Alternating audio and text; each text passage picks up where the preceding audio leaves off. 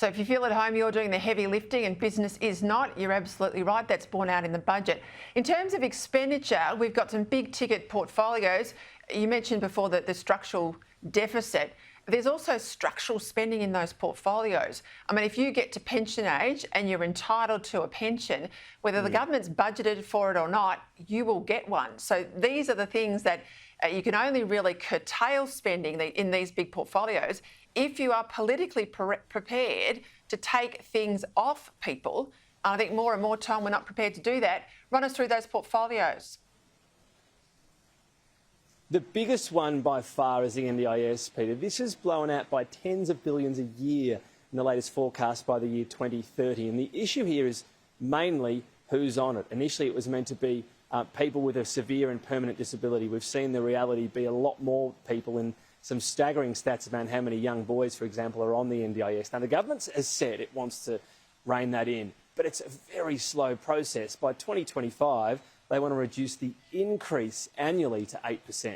That's not cutting it by 8%, that's the increase annually. So that's how slowly they're planning on turning the NDIS ship around, if you like. So there's a huge increase there. There is a big increase in defence, but intriguingly, not in the forward estimates. Most of the spending there is going out over the 10 years because they're delaying or cutting projects in the short term. There's been some criticism from the coalition on that because supposedly we need to be ready in the short term for a conflict with China or similar. And yet most of the spending is over that 10-year period. Think of other things, though. We've got childcare, massive increases to childcare pay, which the government's footing. Aged care is the same as well. A decision recently in those areas where you're talking about pay increases of 25%.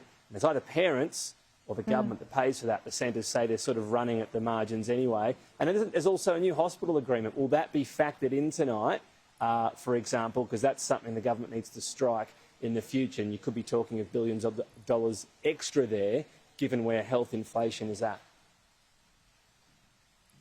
I'll go into some other topics, but just before we do, the last thing that I'm going to focus on, and I'll look very carefully at this tonight, given how close we are to a potential federal election.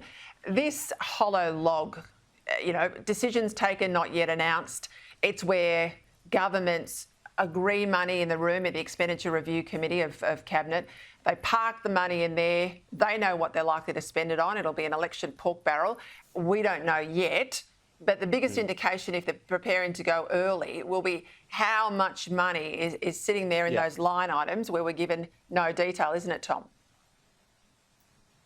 Exactly. If that's massive, then, as you allude to, the government's thinking, hey, maybe we won't have another budget as expected next year in March or April, as has become almost the strange new normal in politics in Canberra because of the electoral cycle. It's sort of become do a last quick budget before an election. So if that's really big, if that's tens of billions of dollars, that might be a factor. I'll just say as well, Peter, we do understand that there's going to be both rent, another increase in the Commonwealth rental allowance, which was not a big surprise, but also an energy rebate, and this one is going to go to every single Australian and about 1 million small businesses. Now, what's different about that is previously it was half-half with the states, and it was people basically on welfare payments, so younger people on New Start, older people, pensioners. But this time it's going to every single household. That makes it expensive, and it will obviously bring down headline inflation. What's fascinating about that in this whole debate is whilst it brings down headline inflation, the RBA, when it talks about rate cuts, it looks at the trimmed mean. So if it sees, for example, rent and energy going quite a way down in terms of inflation, but they know that that's a temporary subsidy, they're not just going to go, great, inflation's done, we're going to instigate a rate cut. So it's possible that Jim Chalmers and Treasury are right on headline inflation, but we still don't see those rate cuts because the trimmed mean hasn't actually come down. And of course, when they're low-income earners and they're getting that extra bit of money there for rent assistance, they'll spend it, which is the inflationary worry the Reserve Bank has that the Treasurer says is not real. We'll see what happens, Tom. Thank you as always. Good luck with budget night. I know you will be busy, and we'll talk to you just before we go to the Treasurer a little later in the show.